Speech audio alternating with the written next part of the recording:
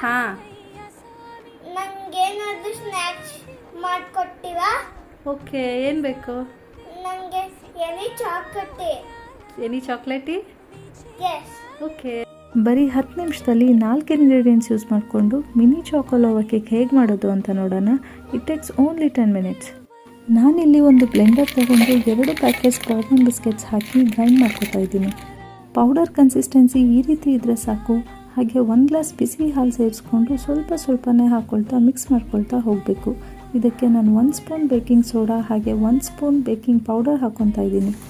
ಇದನ್ನೆಲ್ಲ ಚೆನ್ನಾಗಿ ಒಂದು ಸಲ ಮಿಕ್ಸ್ ಮಾಡ್ಕೋಬೇಕು. ನಾನಿಲ್ಲಿ ಯಾವುದೇ ಏರ್ ಫ್ರೈಯರ್ ಆಗಲಿ ಓವನ್ ಆಗಲಿ ಯೂಸ್ ಮಾಡ್ತಿಲ್ಲ.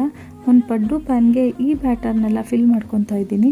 ನಿಮಗೆ ಬೇಕಾಗಿರೋ ಯಾವುದಾದ್ರೂ ಚಾಕ್ಲೇಟ್ನ ಬ್ಯಾಟರ್ ಮಧ್ಯದಲ್ಲಿ ಹಾಕೋಬೋದು. ಚಾಕ್ಲೇಟ್ ಮೇಲೆ ಮತ್ತೆ ಬ್ಯಾಟರ್ನ ಫಿಲ್ ಮಾಡ್ಕೊತಾ ಇದ್ದೀನಿ. ಇದನ್ನು ಒಂದು 4 to 5 ಮಿನಿಟ್ಸ್ ಕ್ಲೋಸ್ ಮಾಡಿ 2 ಕಡೆ ಟರ್ನ್ ಮಾಡಿ ಕುಕ್ ಮಾಡ್ಕೋಬೇಕು. ಬರೀ 10 ನಿಮಿಷದಲ್ಲಿ ತುಂಬ ಟೇಸ್ಟಿಯಾಗಿರೋ ಚಾಕೊಲೋವಾ ಕೇಕ್ ರೆಡಿ. ಚಾಕೊಲೋವಾ ಕೇಕ್ ಹೇಗಿದೆ ಮಗ್ನ? ಚೆನ್ನಾಗಿದೆಯಾ?